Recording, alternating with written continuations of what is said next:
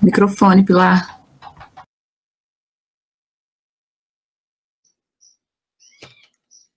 Olá, comunidade do IFB. É com muita alegria que começamos o nosso terceiro dia da programação da semana, da sexta semana de Ciência, Arte e Cultura do Campus São Sebastião do Instituto Federal de Brasília.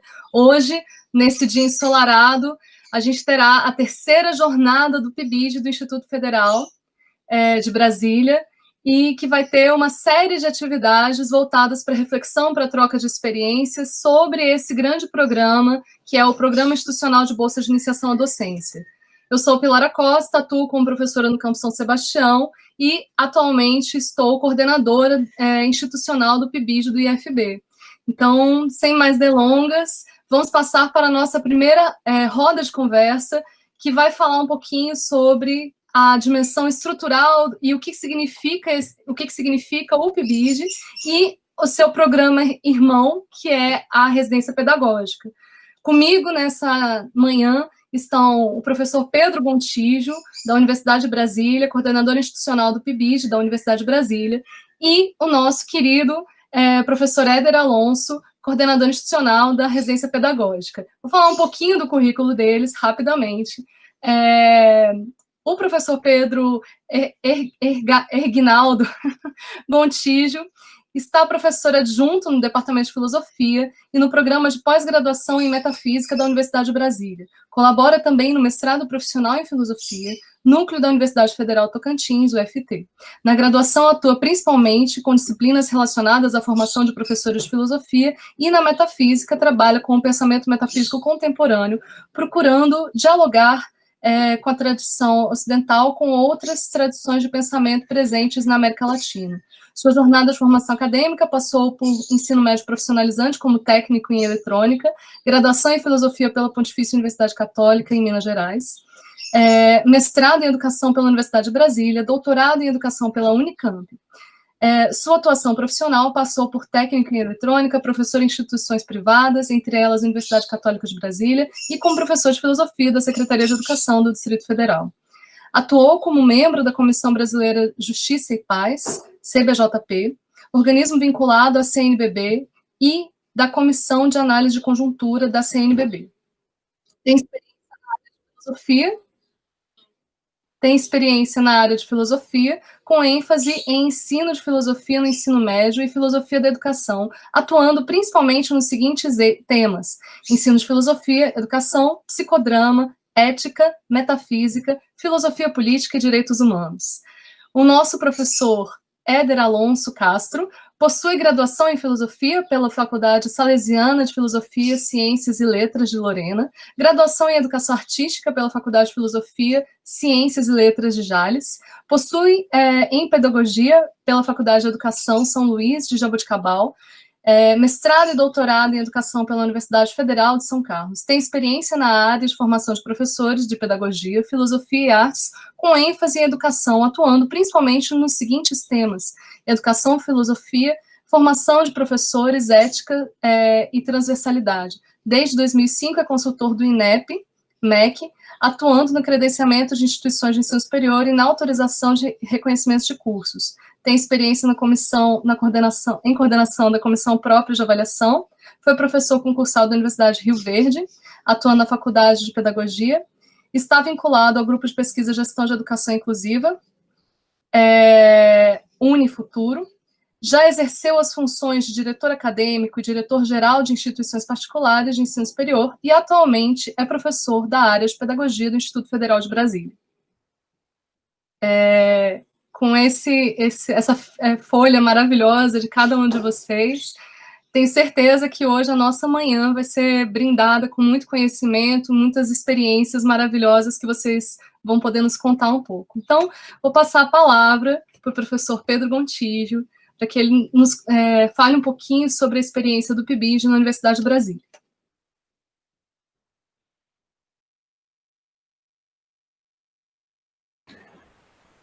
Bom dia a todas e todos. É um prazer enorme poder participar com vocês deste evento sobre o PIBID.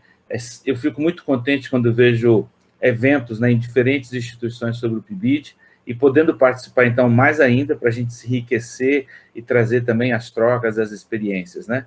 Na pessoa da professora Pilar, queria cumprimentar, né, todo o Instituto Federal, cumprimentar aí o professor Éder, cumprimentar toda a equipe que está envolvida, porque nós também, nessas atividades remotas, às vezes aparece aqui um rosto, 2, 3 rostos, mas tem toda uma equipe, né, também que está contribuindo, né, os intérpretes aí de Libras também. Então, cumprimentar, porque é todo um conjunto do trabalho de preocupação com a formação docente. E eu acho que essa é uma coisa importante para começar a falar do PIBID, né? O PIBID é resultado de um processo histórico de busca de melhorar a qualificação, né, de docentes. A gente pode lembrar que nas instituições de ensino superior, nós já temos há mais tempo a experiência de formação para pesquisa, e aí, portanto, os processos, por exemplo, os processos e os programas, né, de iniciação científica. E há tempos que se avaliava que, assim como nós tínhamos processos de fomento da iniciação científica, também precisávamos construir nas licenciaturas processos de fomento à iniciação à docência, né? Na verdade, você tem um processo histórico de qualificação, né, daquilo que são as próprias licenciaturas, né? Se a gente lembrar, antes de 2002, por exemplo, as nossas licenciaturas funcionavam no esquema antigo, que era chamado de 3+1, popularmente, né, isso não estava propriamente nos documentos, em que praticamente 3/4 dos cursos de licenciatura eram de formação mais geral, para a área específica, né, ou da filosofia, da geografia, etc., para as diferentes áreas, e apenas 1/4 do curso era para formação docente. Então, a partir de 2002, há uma mudança significativa a partir de uma resolução do Conselho, né, Federal de Educação. Você tem uma mudança nessas diretrizes de formação que prevê uma integração maior entre a formação da área específica e a formação para a docência. De um ponto de vista, eu diria assim, mais vivencial, filosófico, da gente tentar entender e compreender a formação docente, na verdade, a nossa formação docente, a formação para sermos professores e professoras, ela começa no primeiro dia em que nós somos discentes, em que nós somos estudantes, né? São desde as primeiras experiências nossas como estudantes, a gente já começa a avaliar o trabalho de diferentes docentes, né? Já começa a gostar mais de um tipo de professor e não de um outro, né? Gosta mais da técnica, do jeito, né? A gente costuma até dizer, olha, tem um professor, uma professora que domina muito bem o conteúdo, mas não sabe, até uma expressãozinha, né, que hoje era utilizada, mas não sabe passar para a gente, né? Alguns até que tem já uma discussão um pouco mais elaborada, não tem uma didática, né, para poder passar para a gente. Então, a formação docente nossa começa desde que nós iniciamos nossa vida de estudantes. Mas, do ponto de vista de organização de políticas públicas, você tem as diretrizes nacionais e você tem como cada instituição vai estruturando, né, esse trabalho formativo. Pois bem, o PIBID surge na década passada, né, na primeira década desse nosso século, como um programa a mais para potencializar a formação docente. Nós sabemos, sobretudo, que em boa parte do Brasil, as nossas licenciaturas são compostas por pessoas que são muitas oriundas da própria periferia das cidades, com dificuldades, inclusive, alguns em situação até de vulnerabilidade social, e não basta apenas que a gente tenha acesso à universidade, que as pessoas possam entrar na universidade, mas tem que ter políticas também de fomento, de permanência dessas pessoas na universidade. E o PIBID, então, ele responde a diferentes demandas. Ele contribui na manutenção das pessoas na universidade e contribui também que elas tenham condições, portanto, de fazer uma formação docente mais intensa, né? No que prevê, desde o início do curso, essa possibilidade de interação com a escola, né? A formação para ser professor e professora, né, é uma formação que precisa percorrer e está permeada em todo o curso. Isso nem sempre é fácil. Eu costumo dizer em algumas palestras que, às vezes, a gente faz em algumas análises, a gente escuta também os discursos, dizendo que o Brasil superou, apenas em alguns lugares talvez ainda tem, uma prática que não era das melhores, que era de, muitas vezes, contratar professores não formados para serem professores, para estarem atuando na docência, né? muitas vezes se contratava alguém ainda em formação, fazia os contratos temporários, contratando as pessoas que nem tinham propriamente a formação para irem para as escolas, porque havia uma carência de pessoas formadas. E também, obviamente, deveria faltar políticas públicas que garantissem, né, a contratação e manutenção das pessoas, muitas vezes porque os próprios salários eram e ainda são muito baixos para a atividade profissional da docência, né? Mas isso que eu falo, de muitas vezes a gente até fazer uma crítica a essa realidade de contratar professores que não são formados para trabalharem com a docência, para serem professores, por incrível que pareça, no Brasil, uma das instituições que mais contrata o que eu chamaria de professor leigo são as próprias instituições de ensino superior. As instituições de ensino superior contratam para dar aulas pessoas que não fizeram licenciatura, que não tiveram formação para serem professores. E o que é mais complicado nessa história é que, muitas vezes, essas pessoas que não tiveram a formação para serem professores vão trabalhar nas licenciaturas na formação de outros professores. Claro que não é o fato de ter feito ou não uma licenciatura que vai tornar alguém mais ou menos qualificado para dar aula.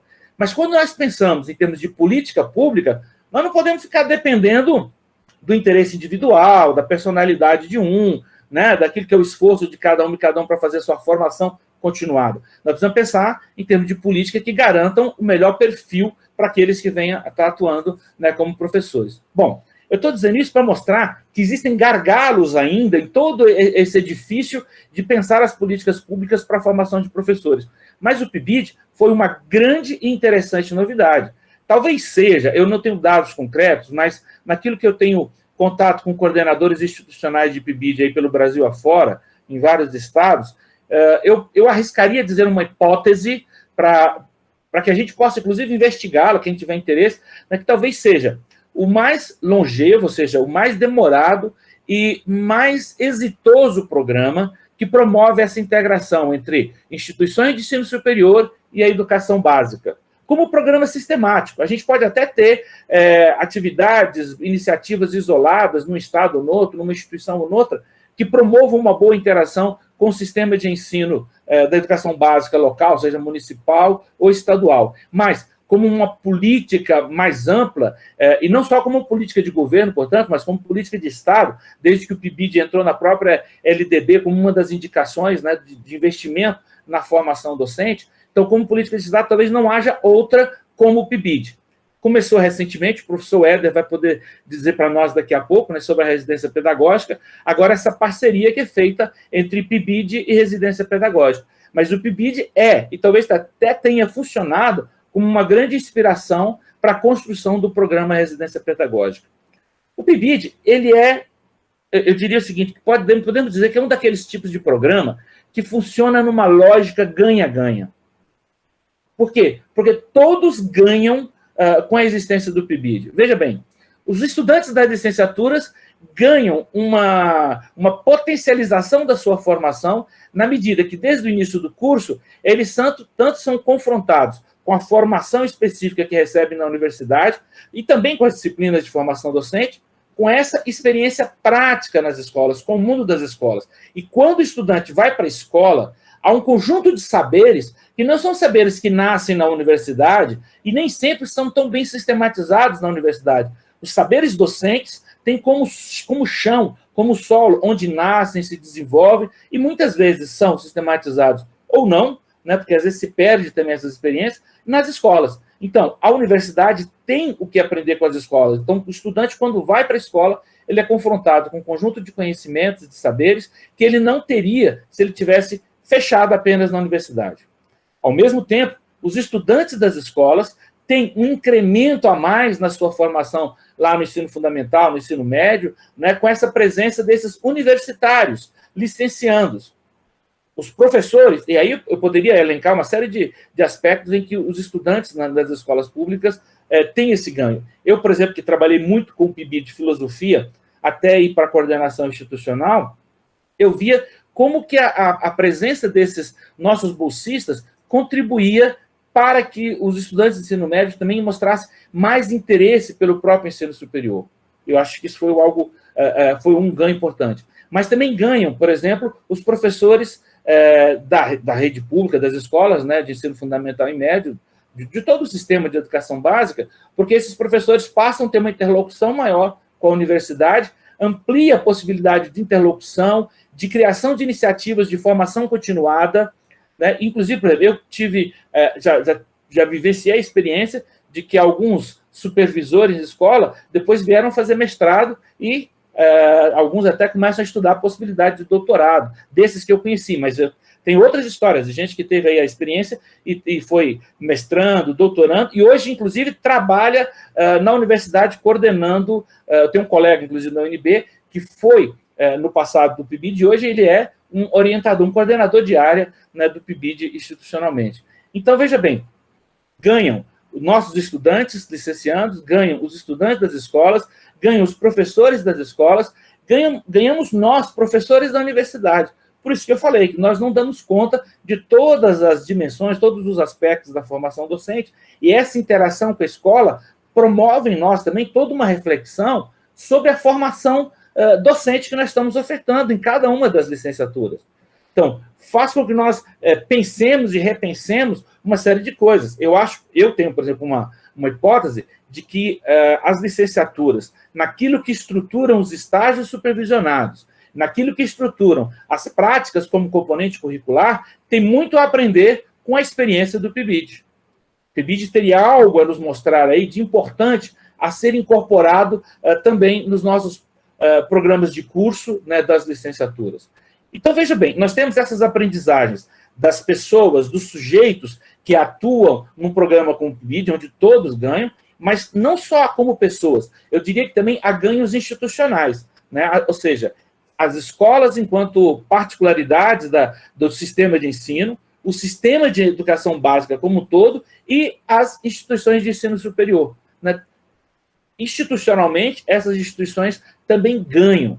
Eu diria que o PIBID promove, impulsiona, para que a gente realmente possa pensar a formação docente de forma mais ampla, né? E não simplesmente repassar um montão de conteúdos, de teorias, mesmo de discussões metodológicas para os estudantes, porque é ali na prática, no contato. Se a gente lembra o que nos dizem, por exemplo, os pesquisadores das taxonomias, como a taxonomia de Bloom, por exemplo, quer dizer, as atividades que mais promovem a aprendizagem são aquelas em que o estudante mais passa de uma atividade mais passiva, mais receptiva, aquelas em que ele mais se envolve na investigação, na pesquisa, na prática e no próprio ensino, né? Porque envolve muito mais processos cognitivos e, portanto, promove uma melhor aprendizagem, né? Hoje, na Universidade de Brasília, nós estamos com uma diversidade interessante de subprojetos, né?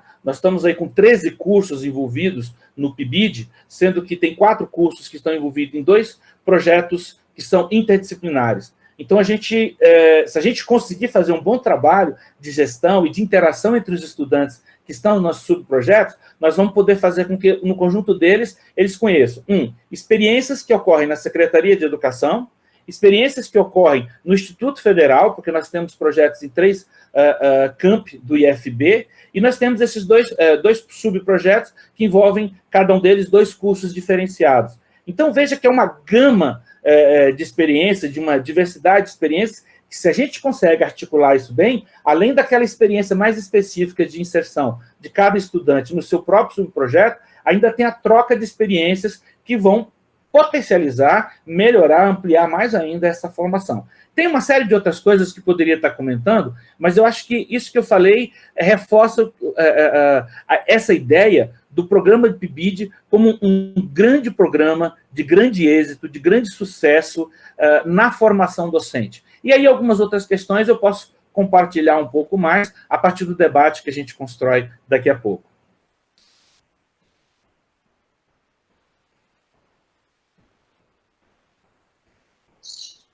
Opa, muito bacana essa perspectiva, professor. E a gente teve vários comentários aqui do nosso público que está nos assistindo. Acho que agora a gente deve estar com umas 100 pessoas ao vivo aqui nesta manhã de quinta-feira. acompanhando com a gente essa conversa, essa prosa. A Silvia Aparecida, nossa querida estudante do Campo São Sebastião, ela pergunta ao professor Pedro se existe alguma didática ou receita para o professor aprender a transmitir seus conhecimentos. O Marcos Rodrigues, também professor em formação do nosso campus da área de pedagogia, diz que o PIBID é um programa incrível. Sou um ex-pibidiano de pedagogia e esse programa me ajudou muito.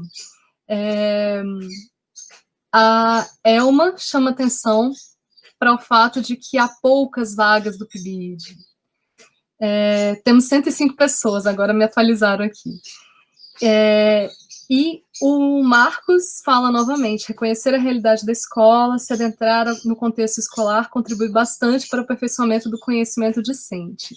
Então, vamos pegar essas reflexões, esses comentários, a pergunta da Silvia, passar a bola para o professor Éder e depois a gente faz um bate-bola aí entre todos nós aqui que estamos nessa roda virtual que acaba fazendo com que as instituições entrem nas nossas casas. Vocês devem estar ouvindo aqui os passarinhos cantando na minha janela, e entrem nas casas dos nossos estudantes. Isso também é algo significativo para esse período de pandemia. Apesar de estarmos muito longe, a gente acaba conseguindo, por meio das tecnologias, aí, se aproximar um pouquinho, talvez. Então, professor Éder.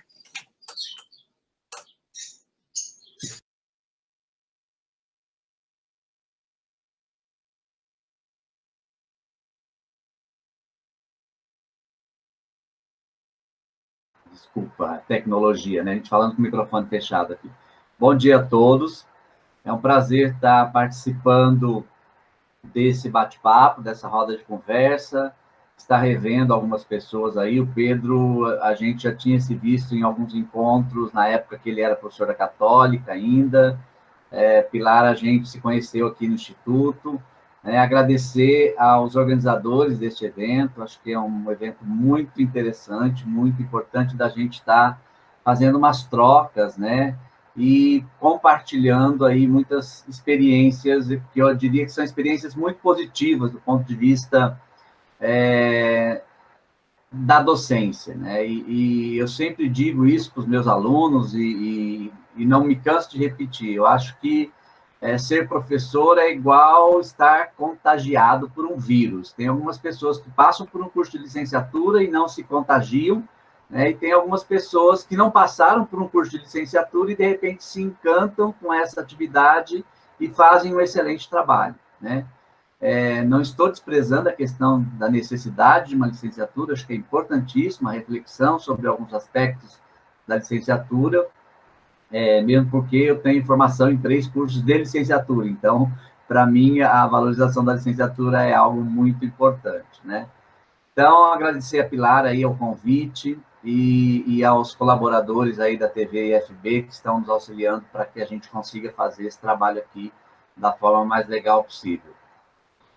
Primeiro, eu queria falar um pouquinho do PIBID para depois entrar na residência pedagógica, mesmo porque a residência pedagógica ela é uma consequência do PIBID. O PIBID é algo mais tradicional do ponto de vista das políticas públicas, né, em termos de tempo, e a residência pedagógica é algo muito novo. Então, eu tive a felicidade de participar do PIBID numa instituição particular aqui do DF, e a gente teve uma atuação assim, muito legal com as escolas públicas, e na época eram cursos, eu era coordenador institucional da instituição, mas a gente tinha o curso de letras, a gente tinha o curso de pedagogia, a gente tinha o curso de matemática, esses 3 cursos atuando nas escolas públicas aqui da região de Taguatinga, Ceilândia, e assim, uma experiência muito fantástica, umas intervenções muito interessantes, né?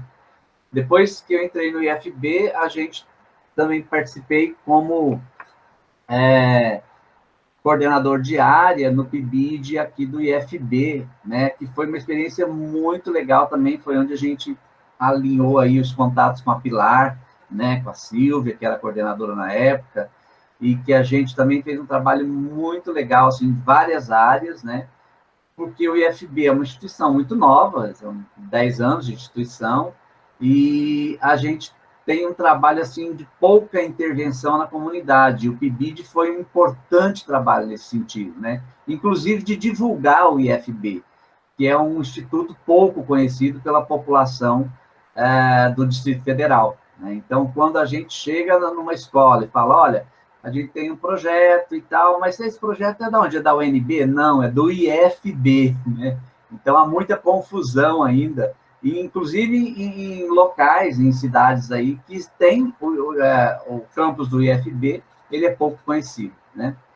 Então, o PIBID, ele tem, assim, vários aspectos positivos nesse sentido, na divulgação, no trabalho e tal, e complementando a fala do Pedro aí, na questão da colaboração, da formação desse docente, né, que é importantíssimo esse aspecto. A gente fala assim, poxa, mas o aluno, ele já passou 10 anos, 11 anos na educação básica, então ele vivenciou uma escola, só que ele vivenciou como aluno.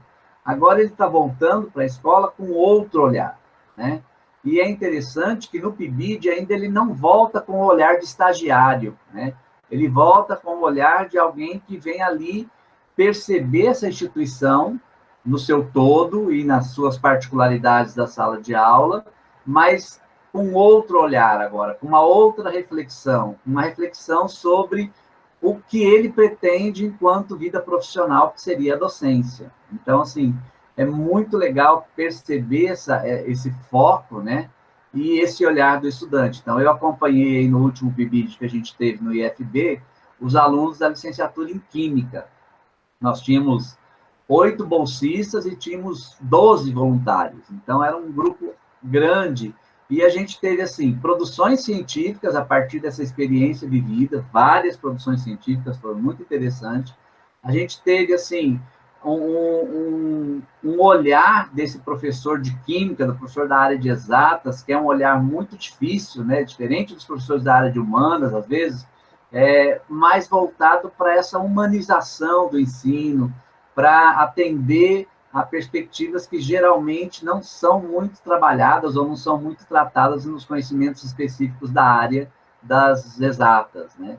Então, assim, e aí voltando para uma fala que o Pedro fez também, o IFB, Pedro, eu acho que é campeão na contratação de professores não licenciados, porque se a gente fosse fazer uma comparação aí, principalmente por causa dos nossos cursos técnicos, a grande maioria dos cursos técnicos não tem formação em licenciatura, né? Então, por exemplo, vou contratar uma pessoa que é especialista em bar, jamais ela passou por uma licenciatura e, de repente, ela vai dar aula para o ensino médio, para um ProEja, né, para educação de jovens e adultos, e ela nunca fez uma reflexão sobre o que é ser professor. De repente, foi um concurso, aprovação em um concurso que a tornou professor, e aí, automaticamente, ela vai ter que atuar nesse nível de ensino, que é o nível médio, que é a educação de jovens e adultos, ou que é um curso subsequente, técnico, né?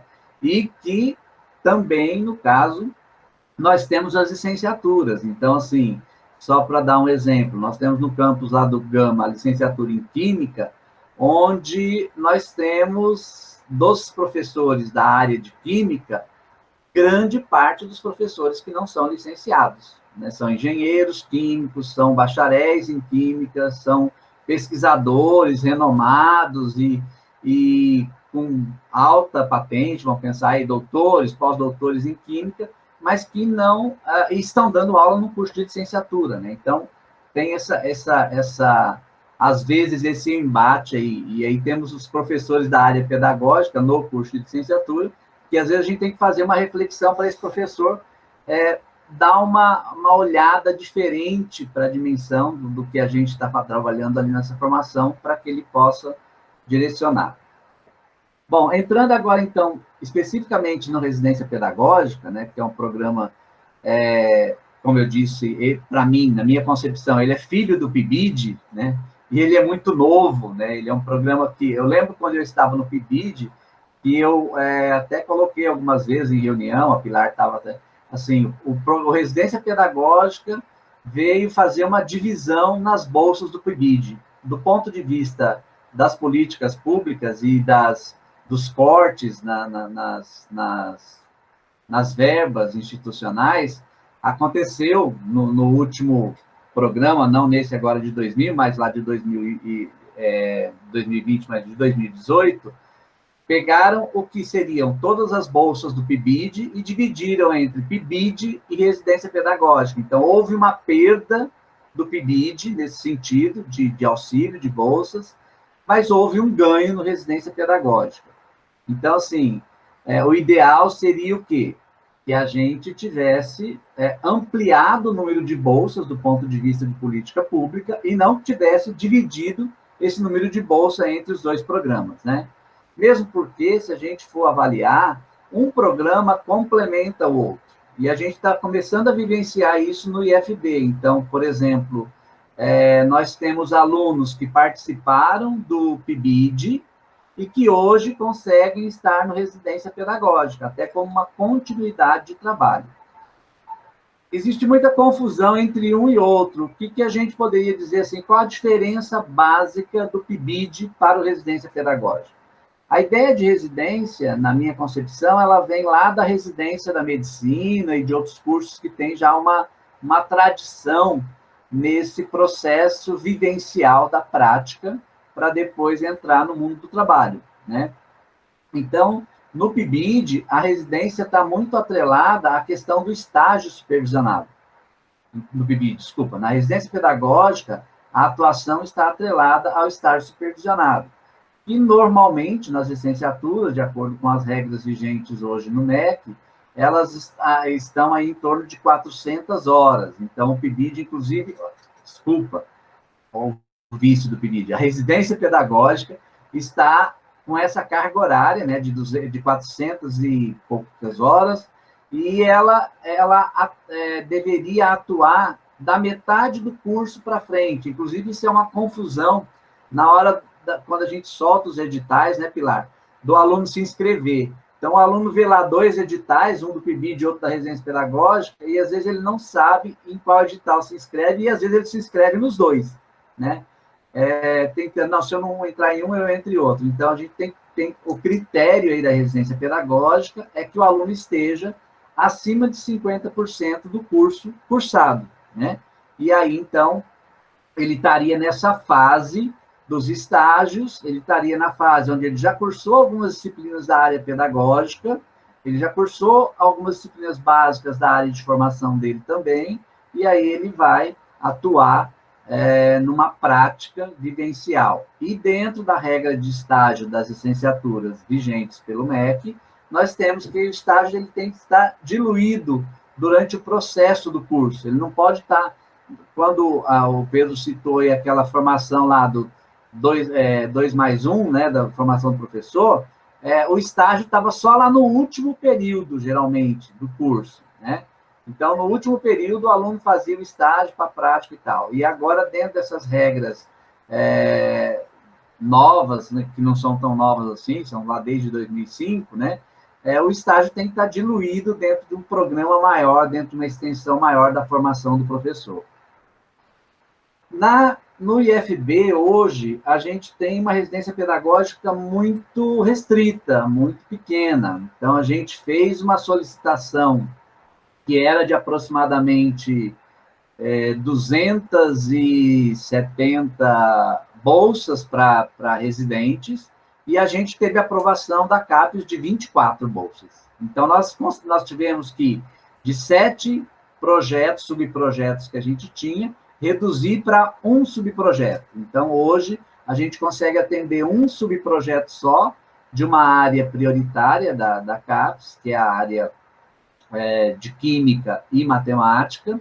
Então, a gente tem 24 bolsistas apenas, tá? E com 3 preceptores, né? E um coordenador pedagógico e institucional, que é o mesmo, no caso que dentro dessa configuração, pela CAPES, a gente teve que assumir as 2 funções. Então, assim, é um programa muito novo, é um programa que está se concretizando a partir da sua 2ª edição, nós estamos na 2ª edição do Residência Pedagógica, né? É um programa pouco conhecido ainda pelos professores, e que, pensando naquela fala do Pedro das vantagens, né, eu lembro que quando eu fui apresentá-lo para uma professora da área de Química, eu falei, olha, você então pode se candidatar para preceptora e tal, mas como é que é esse trabalho? Não, olha, você vai ter 10 pessoas, 10 estagiários para você orientar e você vai colocá-los na sua atividade pedagógica com os alunos do ensino médio. E aí ela falou assim, mas quais são as desvantagens, então? Por que as pessoas não fazem isso, né? É porque geralmente não conhecem, por isso não se candidatam e às vezes não percebem a importância disso aí. Então, hoje no IFB a gente tem 24 bolsistas, estudantes, residentes, a gente tem 3 preceptores. Por que 3 preceptores no IFB? Porque como o programa ele está muito voltado para a questão das áreas prioritárias, e nós temos o ensino médio no próprio IFB, então a gente optou por fazer as práticas dentro do IFB. Então, hoje a gente tem um grupo de matemática, de residentes de matemática no campus estrutural, um grupo de residentes de químicas também no campus estrutural, atuando nos 2 cursos de ensino médio que tem lá, e um grupo de residentes de Química no campus Gama, atuando nos 2 cursos de ensino médio que a gente tem lá também. Então, a nossa atuação, pela condição e pelo número restrito de estudantes que a gente tem, ficou restrita ao IFB. Tá? Então, a gente optou por fazer um trabalho de estudantes da licenciatura do IFB para estudantes dos cursos ensino médio integrados do IFB, né, pela restrição que a gente teve em termos de cotas de bolsas que a gente teve. Então, de forma geral, eu acho que é isso, e a gente pode complementar as falas aqui de acordo com as questões que forem aparecendo. Bom, obrigado pela oportunidade.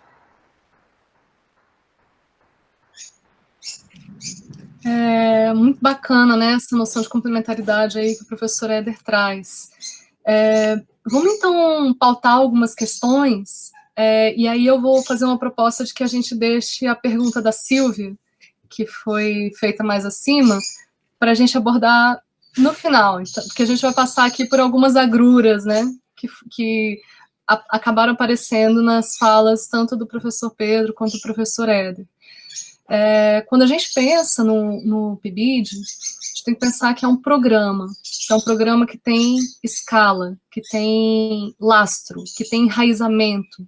Então, se a gente volta aí no histórico, como o professor Pedro falou, o PIBID ele é fruto de uma série de construções realizadas ao longo da história para a formação docente, e que foi pensado, que foi estruturado a partir do contato com as professoras e professores da Secretaria de Educação. Então, foi uma demanda da universidade de entender como podemos aprimorar a formação docente, ao mesmo tempo um diálogo que foi estabelecido com a base, que é a escola básica, que são as escolas de educação básica. Então, esse programa, eu sou muito entusiasta dele, e por isso também a gente colocou como política pública vitoriosa, né? Ele é fruto de um legado histórico pela valorização das licenciaturas no Brasil, pela valorização dos professores e professoras no Brasil. Então, como o professor Pedro chamou atenção, durante muito tempo não foi necessário ser licenciado para ser professor. Então, a gente tinha lá os cursos normais, enfim, e aos poucos a legislação foi colocando em pauta. Não, isso é um trabalho extremamente especializado. Ser professor precisa de capacitação e de uma capacitação muito específica, né? E aí, com o desenvolvimento, com as demandas, enfim, foi sendo estruturado esse grande programa, que é o PIBID, que já foi maior. Então, a gente tem sofrido aí cortes sistemáticos, lamentavelmente. Também a abertura para que o PIBID, que é um programa institucional de bolsa de iniciação à docência, que viria para fortalecer as licenciaturas da educação pública, indo para a educação privada. Então, a gente tem uma série de questões aí muito complexas relacionadas com dinheiro, porque não se faz nada sem orçamento, não se faz nada sem recursos públicos. políticas públicas precisam de recursos públicos, né? Então, a gente também tem aí uma batalha de defesa do PIBID, porque o PIBID vem sendo estrangulado, né? De uma forma muito dramática. Então, a gente foi vendo as bolsas minguando, então, nossa estudante aqui mais acima chamou atenção para o fato de que são pouquíssimas bolsas, algo que devia ser, na minha opinião, para todos e todas as estudantes e os estudantes, e aí a gente vê que acaba não tendo o lastro, ou melhor, a escala que deveria ter. Apesar disso, tem uma dimensão muito robusta de formação docente, de vínculo, como o professor Pedro e o professor Éder chamaram a atenção, do chão de sala, que é o lugar sagrado onde, de fato, se aprende a dar aula, onde se aprende a ser, né, dentro dessa dinâmica, né? Então, o professor Pedro chama atenção aí de que a gente começa a querer ser professor vendo os nossos professores, a gente aprende a ser professor pela experiência da docência e do ponto de vista da discência. Então, essa dialética está muito presente aí, né? Esse binômio, né? Professor-aluno, professor-aluna, está muito presente e é o que nos encanta, né? Talvez seja isso aí que faz o vírus da licenciatura, né? O vírus da pedagogia, o vírus de ser professor entrar aí nas nossas veias e nos transforma de forma tão profunda. Então, vamos falar um pouquinho mais sobre como que a luta, assim, ao mesmo tempo que a gente aprende a ser professor, para sermos professor num contexto como é o brasileiro, em que as primeiras universidades aconteceram com a chegada da família real, enquanto que na América Espanhola a gente teve as primeiras universidades já no começo do processo de invasão colonial, enfim, então você tem uma outra relação aí com a educação, enfim. Ao mesmo tempo, é interessante observar como cada um dos que estamos aqui tivemos trajetórias que nos fizeram abraçar a causa da educação. Então, eu fiquei muito emocionada, professor Pedro, quando eu vi que você é egresso de um curso técnico. E nós estamos aqui numa instituição que oferece cursos técnicos. A minha tela travou. Será que vocês estão me vendo? Sim, estamos vendo a tela travada, mas estamos ouvindo bem. Ótimo. Então, então me emocionou muito isso, porque aí a gente vê e a gente experiencia isso. Por exemplo, a Silvia, que foi a que fez a pergunta, ela fez todos os cursos que a gente tem, quase todos, no nosso menu de cursos do nosso campus. E não só do nosso campus, ela fez de outros campi também. Então, ela fez formação inicial continuada, e aí ela foi picada pelo bichinho do conhecimento, que aquilo era pouco, ela precisava de mais.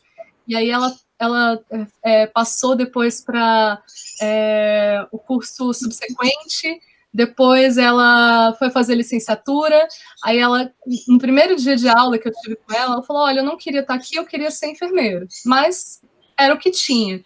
E, de repente, ela se torna uma das alunas da licenciatura mais aguerridas, que mais participa, porque ela foi picada por esse bichinho do conhecimento. Então, é muito emocionante a gente ver isso. E, ao mesmo tempo, sabendo desse histórico que a gente tem no Brasil, sabendo de tudo isso, ser professor, estar na educação, é estar em luta. Né? Luta pelas condições de trabalho, pela dignidade do trabalho docente, pela dignidade dos nossos estudantes, entre muitos aspectos. Afinal de contas, a escola é o grande aparato do Estado que está em todos os lugares. Para terminar essa reflexão que já está se alongando, o Éder chama a atenção de que as nossas atividades, às vezes, ficam endógenas, porque o IFB, ele acaba sendo uma mistura da educação básica com a educação superior. E no mesmo bloco, no mesmo edifício, no mesmo espaço, a gente tem a convivência aí de estudantes que estão na sua formação básica, técnica, mas ainda assim básica, e de estudantes que estão se formando em cursos superiores para atuar em sala de aula. Então, a gente tem aí um lugar muito especial, né, que é esse instituto, enfim, e que bebe de várias fontes, que bebe da proximidade com a Universidade de Brasília, com as outras universidades do Brasil, e que bebe da fonte dessa relação muito próxima com a sala de aula, o chão de sala da educação básica. Bom, então, voltando aí o bate-bola para vocês. Antes disso, só passar aqui alguns comentários que foram feitos. Deixa eu voltar aqui, subir rapidinho.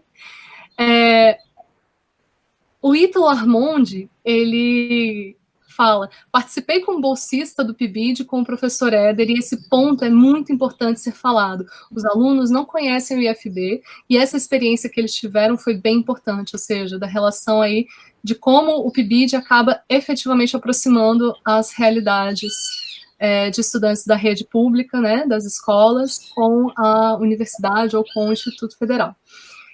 Luciana Gomes, o Gama precisava do Éder para que nós, estudantes de Química, tivéssemos um olhar mais humanizado para nossos alunos e futuros alunos.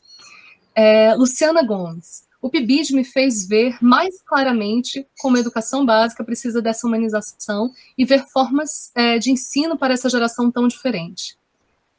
A Maria Alves, nossa aluna da Letras, diz: fizemos residência pedagógica em Letras pelo Campo São Sebastião, foi uma experiência muito boa.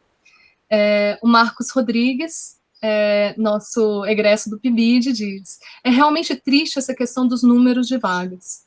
A Núria Santos observa: o IFB é um universo a ser desvendado por muitos. O Del Alexandre, nosso atual PIBIdiano de matemática, não, perdão, biologia.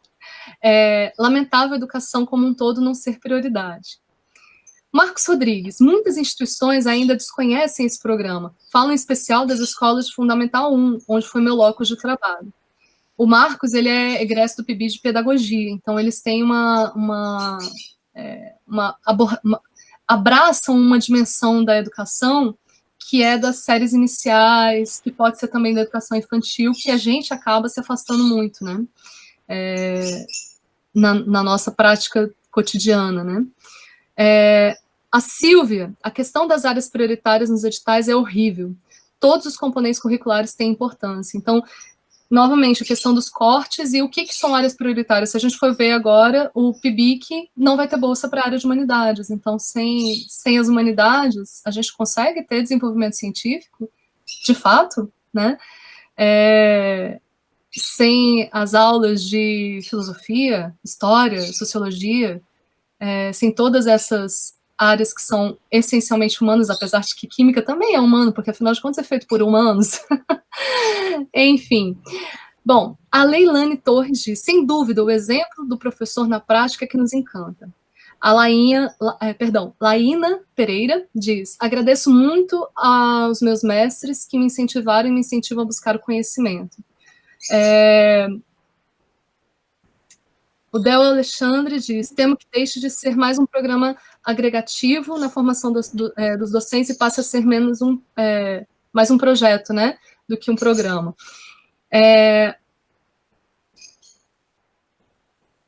Depois, o Del também nos chama a atenção, que ele também começou com o FIC, passou pelo técnico e hoje está na licenciatura de Biologia. Olha que bonito aí, né? A gente tem realmente essa reiteração dessa verticalização dos nossos cursos. Bom, eu vou deixar os próximos comentários para depois do bate-bola, e aí a gente retoma, pode ser? Então, professor Pedro, professor Éder. Então, de fato, aí, tanto a sua fala, professor Éder, e aí os comentários, né, dos colegas que estão participando aí do chat, enviando aí seus comentários, são todos muito enriquecedores, acho que vão complementando ou até trazendo os testemunhos daquilo que a gente, de repente, tentou aqui colocar de modo mais geral, vem os testemunhos para corroborar nessas questões que a gente tem dito aqui. Então, se faz sentido o que nós estamos fazendo aqui hoje, se faz sentido que nós dissemos nessas falas e que as outras pessoas que estão participando pelo chat têm escrito, nós precisamos, então, ter uma preocupação ainda mais comprometida com a formação de professores. E por que eu digo isso? Porque a gente, então, tem desafios, e os desafios estão colocados aí. Quer dizer, o PIBID é uma grande conquista, a residência pedagógica vem mostrando ser uma conquista também, né, nessa sua segunda edição, né, teve essa primeira de 2018, 2020, agora a segunda edição. Então, nós precisamos ampliar. E nós temos alguns desafios que eu considero específicos do Distrito Federal. Um deles tem a ver com isso que disseram sobre a quantidade de vagas. Eu não, como não era uma questão que eu tinha pensado, mas eu fiz eu peguei duas coisas. Peguei a distribuição de vagas que o edital da CAPES fez para as diferentes unidades da federação, e depois fui lá acho que na Wikipedia, na internet, e peguei qual é a população dos diferentes estados brasileiros. Se a gente verifica apenas por esse critério, pode ser algo extremamente limitado, mas é para dizer que tem algo para a gente pesquisar e, quem sabe, a partir daí, formular algum tipo de reivindicação à CAPES. Ora, por que eu digo isso? Porque o número de bolsas que é destinado ao Distrito Federal é muito pequeno. Se a gente pega estados que têm a população semelhante à nossa, ou um pouco maior que a nossa, e olhamos o número de bolsas que são destinadas a esses estados, é absolutamente desproporcional. É verdade, o Distrito Federal tem, quando a gente vai olhar na renda per capita, está melhor do que muitos estados brasileiros. Agora, é verdade também que nós temos uma profunda desigualdade social no Distrito Federal.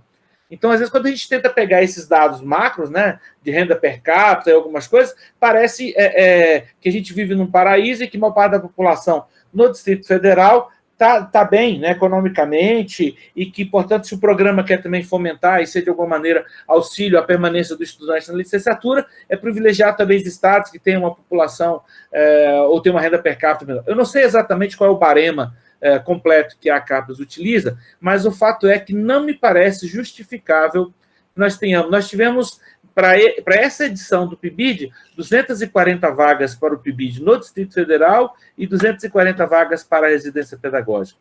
Lembrando que o PIBID, na antepenúltima edição, foram 90 mil vagas. 90 mil. Na última, aí como se dividiu 45 mil para o PIBID, 45 mil para a residência pedagógica.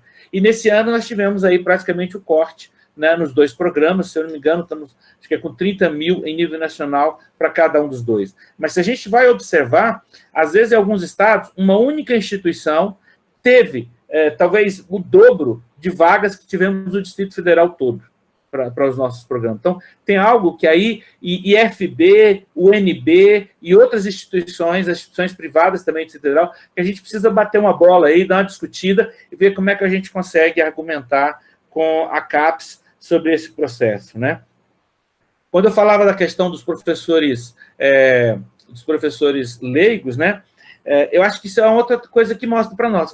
Quais são as políticas de formação docente que as nossas instituições promovem, né? E quando eu falo de formação docente, do seu próprio corpo docente, né? As instituições precisam estar no seu projeto institucional, um projeto de formação continuada para os seus docentes.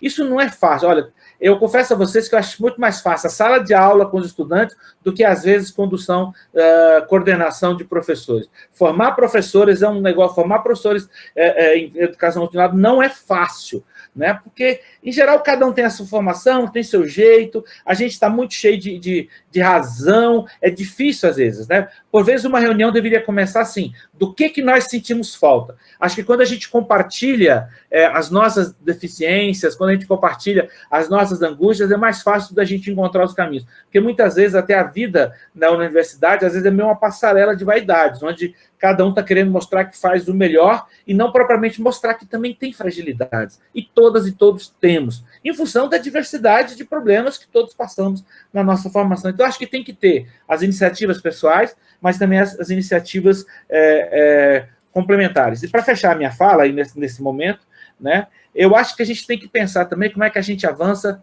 para outras coisas. Quando a gente hoje, pelo menos no caso dos problemas que eu enxergo na condução do PIBID na UNB, né, que a gente ainda consegue colocar os estudantes né, nessa edição, inclusive, com esse enriquecimento deles conhecerem, né, alguns campos do IFB. Mas a maior parte estão nas escolas. Nós ainda temos uma dificuldade, a gente precisava ter uma ampliação disso para conhecer outras realidades. Por exemplo, o pessoal da educação no campo, da UNB, da licenciatura em educação no campo, estão só no residência pedagógica, porque por falta de vagas nós não conseguimos ter a educação no campo, a licenciatura, nos 2 programas.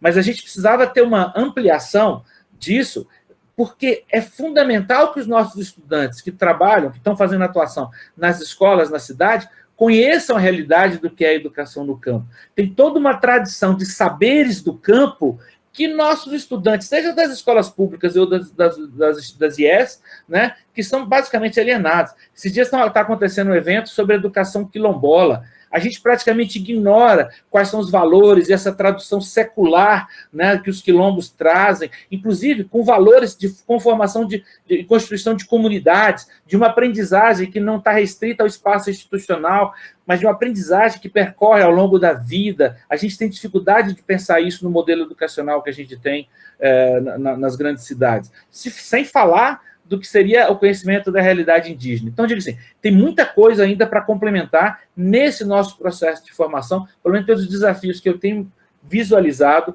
no trabalho meu lá, antes com o PIBID só de filosofia, e agora na coordenação institucional do PIBID da UNB.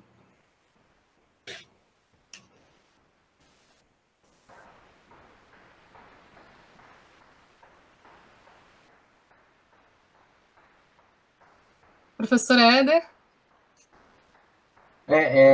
Fiquei pensando aqui algumas coisas, assim, anotei algumas coisas para falar. Primeira coisa é para falar para a Silvia, aí, essa aluna que você comentou, Pilar, que ela não é a única no IFB, não, tá? É muito comum quando o estudante, quando a pessoa descobre o IFB, aí ela passa por um curso, passa por outro.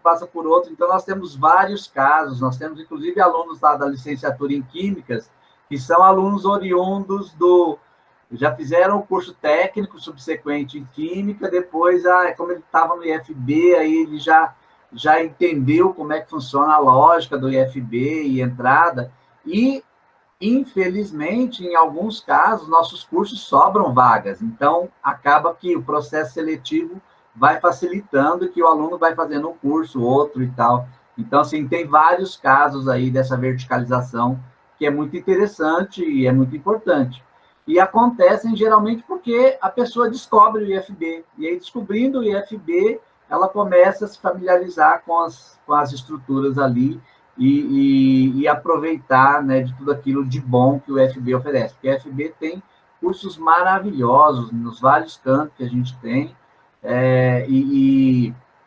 assim, laboratórios fantásticos, infraestrutura fantástica, né? Acomodações que são...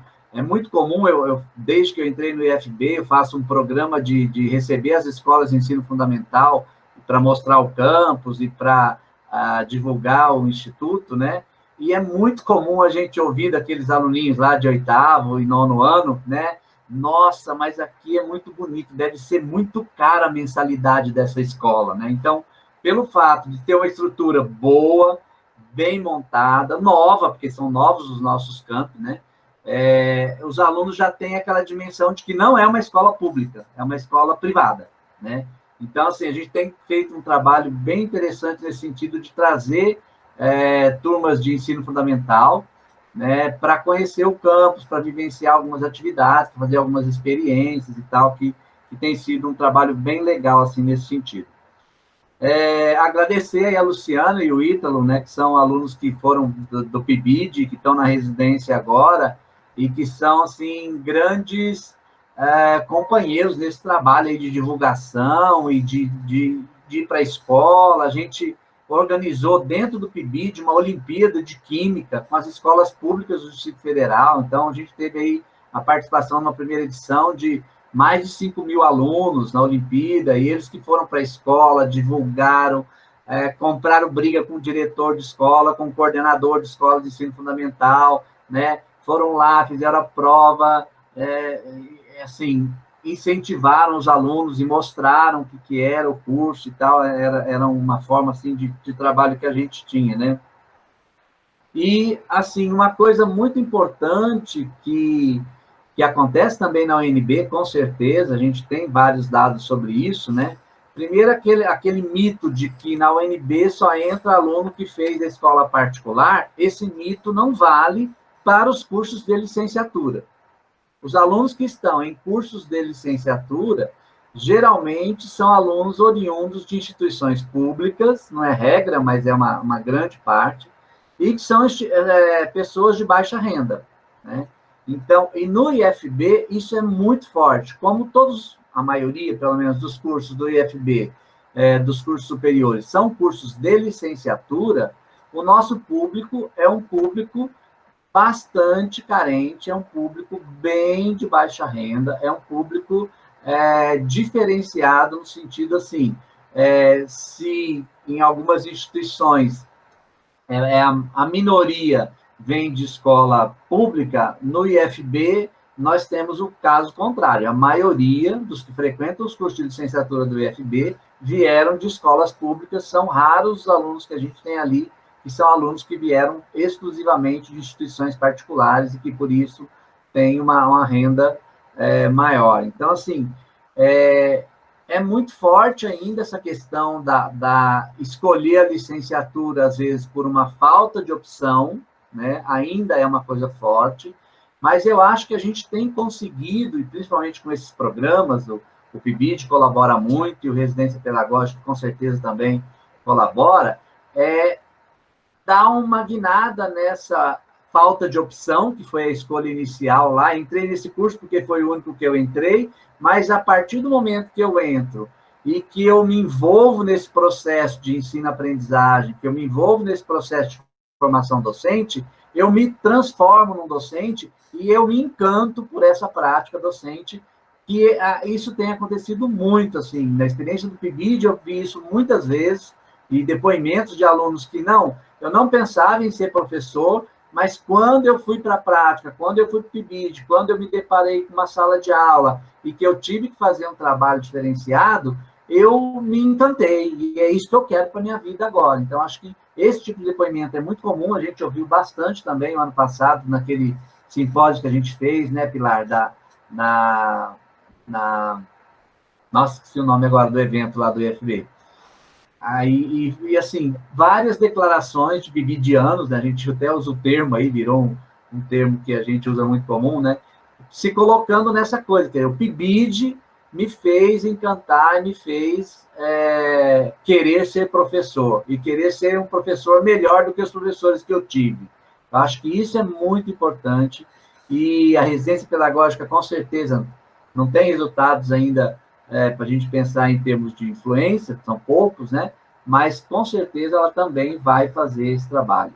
E eu acho que essa fala do Pedro é muito interessante da gente se unir, né? Eu tenho conhecimento aí de pelo menos 3 instituições particulares do DF que também foram contempladas com bolsas PIBID de residência pedagógica, e que a gente precisaria forçar um pouco essa questão aí de entender, pelo menos, né, qual é o critério que a CAPES usa para distribuição de bolsas, porque no residência pedagógica foi um corte muito drástico, foi assim de 700 bolsas de residentes solicitadas para 24. Então, nós temos assim várias instituições particulares com uma quantidade menor de cursos que a gente tem e com uma quantidade maior de bolsas solicitadas, né? Então, a gente precisa entender esses critérios aí para a gente saber pedir também. De repente, é o jeito de pedir que não está correto, né? É a solicitação que não foi feita adequadamente, mas da gente insistir com a CAPES, porque a gente tem uma rede pública aqui no DF que é bastante deficitária desse trabalho da gente. Tanto é que o acolhimento da gente, geralmente nas escolas da Secretaria de Educação do Distrito Federal, é muito aberto. A gente tem muito espaço para trabalhar, porque existe muita necessidade desse vínculo com a instituição de educação superior, com as escolas lá que estão fazendo trabalho na educação básica, principalmente no ensino fundamental 1 e 2. Com certeza. É importante a gente chamar atenção para todos esses eixos de atuação que nós, como professores e professoras, e como pessoas que estão circunstancialmente à frente desses programas, da responsabilidade que a gente tem, né? Inclusive, eu queria fazer uma menção aqui honrosa, chamar a atenção que nós também no PIBID sofremos cortes drasticíssimos da edição anterior para essa. Então, na edição anterior, nós tínhamos solicitado, acho que eram 270 bolsas, em 2018. Recebemos 75. Aí, em 2020, quando fomos propor, né, fazer o edital, né, de 2020, nós solicitamos as mesmas 75 bolsas, fomos mais humildes, e de repente nós tivemos só 24. Então, hoje, eu estou coordenadora institucional por uma circunstância, era para eu estar coordenadora diária da Letras. Só que aí, como só tem 24 bolsas, não pode ter coordenador diário. Então, eu queria fazer uma menção honrosa aos professores, a professora Silvia Fernandes, que foi nossa coordenadora institucional da edição anterior desse programa no Instituto Federal, e que hoje está como coordenadora voluntária de biologia, e sem o apoio dela, nada poderia ter sido feito no campus Planaltina, né? Então, se a gente pensa também nas distâncias, o professor Pedro chama atenção para a distância social, há uma engenharia também perversa de uma distância física entre nós, né? Nessa realidade que temos no DF, no Distrito Federal. E da mesma forma, o professor Antônio Costa, do campus estrutural, que está coordenador voluntário. Gente, é trabalho voluntário. Isso é um absurdo, né? Se a gente para pensar de forma fria, a gente agradece do coração, mas, assim, não deveria ser assim. O meu companheiro é professor da UNB também, professor de música, e ele sempre fica muito chocado quando ele vê aquelas notícias sobre quanto, por exemplo, juízes, procuradores, não sei o que, recebem por fazer trabalhos extra. Então, o procurador fulano vai para uma outra cidade para fazer uma avaliação de sei lá o que, tarará, 10 mil reais a mais na conta. E a gente não está falando só do valor financeiro, mas do valor atribuído a esse trabalho. Afinal de contas, estamos numa realidade capitalista. Então, quando a gente para pensar, o trabalho intelectual, o trabalho docente, não é valorizado no nosso país, né? Então, a gente tem aí uma frente de luta muito, muito séria. Então, eu queria agradecer imensamente a parceria da professora Silvia, do professor Antônio, e de todos os que estávamos juntos quando propusemos o PIBID inicialmente. Teria que ter outra cara, a gente teria que ter 9 áreas trabalhando juntas, enfim. Então, era outra configuração. O que sobrou, o que restou para a gente foi um PIBID piquitinho, que temos 3 áreas, português, biologia e matemática, que só fazem parte dessas tais áreas prioritárias. Então, por exemplo, artes já foi descartada de cara, porque artes, dança não seria uma área prioritária. Olha que dramático isso que a gente tem, né? Que dramático que a gente tem. E aí, nesse sentido, eu queria chamar a atenção para essa questão da desigualdade, que foi falada muito, e pensar também como esses programas de lastro, eles são perigosos, porque eles são potencialmente transformadores. Pelo enraizamento que a gente consegue acessar justamente o que o professor Pedro chama a atenção. O que é a realidade do campo? Então, quando a universidade chega lá, quando as políticas públicas chegam lá e o campo diz, se o campo não planta, a cidade não janta, os nossos saberes são tão especiais, são tão necessários quanto os saberes urbanos, vamos dizer assim, é possível ter uma transformação social muito forte. Ao mesmo tempo, a questão das tecnologias assistivas para a educação, a questão da luta contra o capacitismo no âmbito da educação, tudo isso a gente vê historicamente dentro do PIBID e da RP, pela aproximação da universidade com um outro olhar, dentro do ambiente de sala de aula, e não só do ambiente de sala de aula, porque é importante dizer que os nossos pibidianos e os nossos residentes da residência pedagógica participam de toda a realidade do professor e da professora. participam dos conselhos de classe, participam das reuniões família-escola, participam dos, agora não, mas dos espaços do cafezinho, que sempre foi uma mística para mim, entrar na sala de professores, era um sonho que eu tinha, tomar aquele cafezinho da sala de professores, era uma coisa para mim que eu ficava, meu Deus, quando eu crescer eu quero isso para mim, e acabou que me tornei isso, né? Eu queria chamar a atenção também que eu tenho uma trajetória como essa que o Éder falou. Eu venho de uma família de professores, mas meu avô, que é o grande referencial para nós, ele é professor de medicina, então ele era médico, né? E eu sempre quis ser igual ao meu avô, então eu achava que eu tinha que ser médica. E, de repente, a vida dá volta, e eu me tornei algo muito parecido com o meu professor, com o meu professor, né? Com o meu primeiro professor, que é o meu avô. Mas me tornei algo muito parecido com o meu avô, que é ser professora, que é ser formadora, né? Então, isso me emociona muito. E eu tive uma história no PIBID, eu fui pibidiana, depois eu fui fui supervisora do PIBID UNB, quando eu trabalhava na Secretaria de Educação, depois do PIBID UNB, já no IFB, com o professor Dionei, um grande mestre, a quem eu também saúdo, e depois tive a oportunidade de ser coordenadora de área, e agora estou fechando o ciclo como coordenadora institucional. Então, eu realmente sou uma entusiasta desse programa, e me entristece muito ver como ele está sendo sufocado por conta de tudo que a gente tem vivido, né? Vou retomar aqui alguns comentários dos nossos participantes, e aí a gente volta para a rodada final do nosso bate-papo. Temos mais 15 minutinhos de conversa, de prosa. Vamos lá. O pessoal está animado hoje. Bastante comentário. Opa, perdi aqui.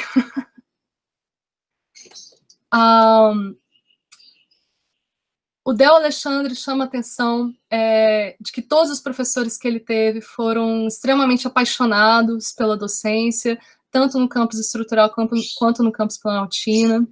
A Nora Isabel chama a atenção. Aqui em casa, somos apaixonados por educação, meu esposo é formado em filosofia, e depois de muito tempo comecei minha formação em letras, língua portuguesa e Libras. E nosso filho está na turma do CISEDU, que é o nosso curso de ensino médio, integrado em desenvolvimento de sistemas educacionais. Olha que maravilha. Pessoal, coloquem aí, enquanto a gente vai para a rodada final, de onde vocês estão falando, para a gente saber qual é o alcance dessa nossa prosa hoje. E aí depois a gente faz uma saudação para cada um dos lugares onde a gente está conseguindo chegar com o PIBID. O Jefferson Lima fala que no IFB teve a possibilidade de participar de muitas práticas em sala de aula e foi me apaixonando. Em 2018, participei do edital de práticas docentes do IFB, foi uma experiência magnífica. A Dália Abu fala, fiz residência pedagógica em biologia aqui em Planaltina, foi uma experiência maravilhosa. Terezinha Neres de Souza, essa é a minha primeira vez no IFB, tenho licenciatura em pedagogia, quero me focar na área para adquirir mais conhecimento. Novamente, Del Alexandre, vendo esses números, fazendo referência aí ao levantamento que o professor Pedro fez, de distribuição de bolsas, ele diz, acredito mais ainda que estão querendo acabar com programas bons e que estão dando certo, como o PIBID e a residência pedagógica também, né? Daniele Cristina, o PIBID do IFB Estrutural de Matemática foi uma escola pública militarizada. Essa experiência foi tão rica e ajudou tanto os licenciandos como os alunos da escola com vulnerabilidade social. Luciana Gomes. Ótima fala do professor Pedro, realmente a desigualdade no DF é enorme. Há vários comentários, né, a ressaltar o efeito transformador do IFB na vida acadêmica e na vida pessoal, que mostra aí também que nossa instituição, que veio no bojo das políticas públicas, que inclui o PIBID, no mesmo espaço, no mesmo ambiente que se formou isso, lá em 2003, começaram a ser pensadas essas estratégias, e em 2008 a gente tem um boom de investimento na educação. É importante a gente fazer essa retrospectiva da história recente do nosso país, né? Em algum momento, um pouquinho que seja, houve investimento em educação, tanto é que a gente está vendo resultado aí. A Silvia fala que ouviu em 1988, quando trabalhava no Lago Norte como doméstica, que só quem estuda em escola particular consegue entrar no UNB, e que lá não seria para pobre. A participação de outros campi, o professor Antônio Costa Dantas, que foi a quem eu falei, fala muito obrigado pelo reconhecimento, professora. A Silvia Fernandes, nossa querida, do Campus Planaltino, diz que nossas licenciaturas merecem. Bom, estamos indo, então, para os 15 minutos finais, então eu vou passar aí a bola para, não as considerações finais, mas uma fala que não vai ser final, porque, afinal de contas, a gente quer muito que tanto o PIBID quanto o RP da nossa instituição do IFB se fortaleçam enquanto algo que é de fato contínuo, algo que é de fato irmão, né? São programas irmãos, mas também com a nossa universidade. Eu só posso ser a pessoa que eu sou porque eu estive na Universidade de Brasília, porque eu fui formada na Universidade de Brasília. Então, para mim, é muito emocionante poder fazer uma interação institucional entre o Instituto Federal de Brasília e a Universidade de Brasília, aqui representados pelo professor Pedro. Então, que não seja consideração final, que seja consideração de um próximo passo aí dessa jornada, que essa terceira jornada do PIBID não se encerre hoje, mas que ela continue, de fato, nos mobilizando. Então, palavras não finais. Eu começo essas palavras não finais pelo final das palavras da Pilar. Eu acho que a gente precisa fazer uma avaliação, pode ser às vezes até que eu ignore, né? Mas uma avaliação mais institucional, dessa interação entre as instituições, entre as parcerias, para tentar construir processos mais orgânicos, mais sistemáticos entre, né, IFB e Universidade de Brasília. Acho que a gente precisa. Eu não sei se tem, pode ser até que tenha, e como cada uma das instituições é enorme, né, a quantidade de campi que nós temos do IFB, o tamanho da própria UNB, pode ser que há já iniciativas nesse sentido. Mas se há iniciativas, que bom. Se não há, precisamos fazer a avaliação e fazer com que essas instituições dialoguem, encontrem mais canais, para que isso possa fortalecer e contribuir mais ainda, potencializar aquilo que já é a contribuição dessas instituições, né, com a população do Distrito Federal. As instituições precisam estar não só fisicamente, geograficamente, mas também, eu diria, politicamente, integradas com a vida do Distrito Federal cada vez mais, né, para poder servir a essa comunidade onde nós estamos, né? Então, eu acho que eu endosso essa sua ideia, acho que a gente precisa realmente buscar formas. Se não houver outras, oxalá a gente encontre algumas iniciativas a partir dos nossos programas de formação docente, como o PIBID, a residência, e outras iniciativas na área de formação de professores, porque também pode ser isso, né? Quer dizer, outro ganho que o PIBID, a residência, nos promove, quer dizer, que promove esse encontro nosso hoje, pode, a partir daqui também, a gente começar a pensar em outras possibilidades, né? E aí essas possibilidades vão, de repente, provocando outras e outras iniciativas. Queria voltar àquela pergunta lá inicial sobre a questão da didática, né, para aprender e tal. Pois é, eu acho que tinha sido, não lembro se era Silvia, a pessoa que tinha feito a pergunta, mas eu diria assim, bom, minha área de formação é filosofia, né, eu fiz meu mestrado e doutorado pesquisando sobre o ensino, no mestrado sobre o ensino da filosofia, o doutorado sobre filosofia da educação. Então, assim, eu tenho uma série de deficiências no que se refere aos conhecimentos da sociologia da educação, da psicologia da educação, né, mesmo de uma antropologia, né, educacional, daquilo que são as especialidades de outras áreas. Mas naquilo que eu fui nessas áreas, beber, para poder construir o que eu penso um pouco sobre a filosofia da educação e, a partir daí, pensar também na questão da aprendizagem, eu poderia dizer o seguinte: não tem uma resposta pronta e acabada, ou seja, não há uma receita, mas eu acho que há diretrizes, há princípios, há perspectivas, há possibilidades, né, que a gente precisa ter. Né? Eu acho que mesmo as próprias construções das políticas públicas nos ajudam a pensar nisso, e o PIBID nos ajuda a pensar nisso também. Né? Ou seja, por que a gente quer o PIBID? Porque não basta somente aquela formação interna na universidade, não basta só a formação teórica de cada área. Eu tenho colegas da área de filosofia que ainda pensam que, se você formar um bom filósofo, está garantida a formação de um bom professor de filosofia. Nós sabemos que isso não é verdade, não se confirma na prática, né? Existem saberes docentes que são saberes específicos. E também não existe o saber docente que é genérico, ou seja, aquelas técnicas que servem para todas as áreas. Não, nós temos as didáticas específicas, nós temos as metodologias específicas de cada área do conhecimento, né? Então, nós temos que juntar um pouco disso, daquilo que é uma formação específica na área, naquilo que é a formação sobre a prática de ensino dessa área, e nós temos que ter outras formações mais. Por exemplo, querem ver uma coisa que eu sinto falta em geral nas licenciaturas? Se a gente forma pessoas para ensinar e um dos recursos para o ensino é a oralidade, a gente, em geral, nas licenciaturas, na UNB, em várias instituições que eu conheço, talvez seja a realidade também no IFB, nós quase não ensinamos nada sobre o próprio cuidado com a voz. Na Secretaria de Educação, por exemplo, nós temos professores que tiveram que ser afastados, aposentados, porque tem calos nas cordas vocais, por problemas. A gente não ensina esse cuidado, as próprias técnicas da fala. Nós quase não ensinamos nada de oratória. Quer dizer, tem uma série de outros saberes, de outras formações que precisam estar aí. Então, tem que pensar aquilo que é mais específico da área, aquilo que é mais específico das metodologias e algumas questões que são mais gerais, né? O próprio falar em público é um aprendizado, né? O próprio pensar também técnicas e metodologias diferenciadas, afinal de contas, os estudantes são diferenciados.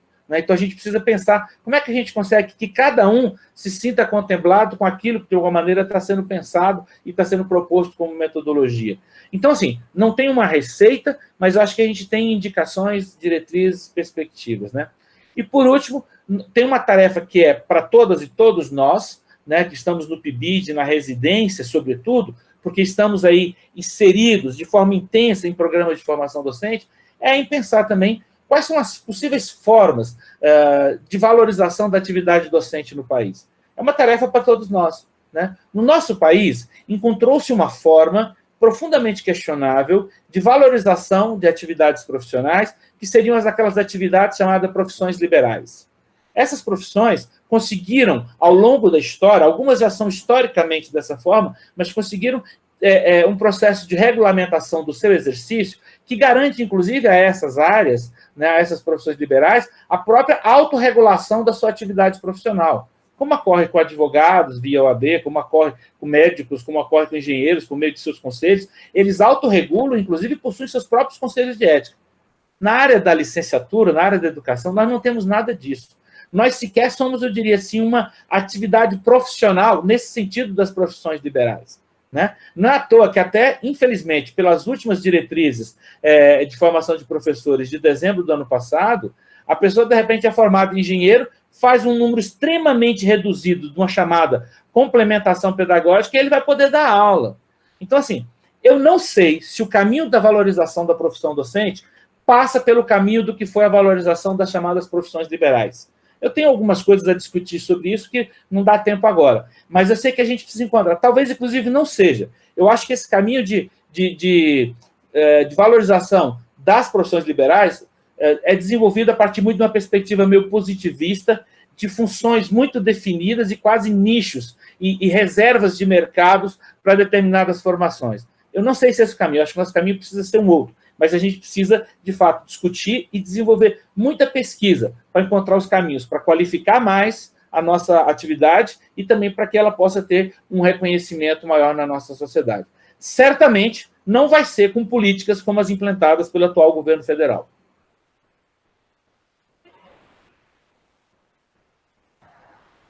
E obrigado pela oportunidade, gente. Foi muito bom estar aqui com vocês. Espero poder estar outros momentos mais também aí, né, que a gente possa criar posteriormente. Obrigado, Pilar, demais pela oportunidade dessa troca e por reencontrar o professor Éder, que já encontramos de fato aí ao longo do tempo.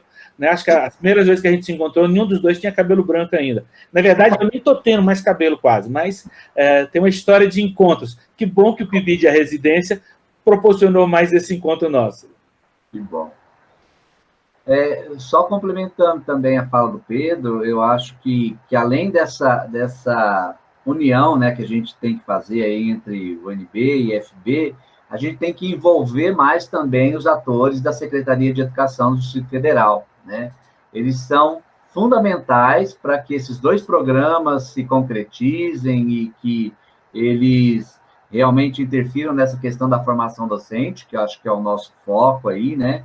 E só lembrando um pouco da sua fala, Pedro, Eu tenho uma disciplina na licenciatura em Química, inclusive esse semestre eu estou ministrando ela, que é essa discussão sobre a ética na educação, né? E por que a gente não tem um código de ética docente, né?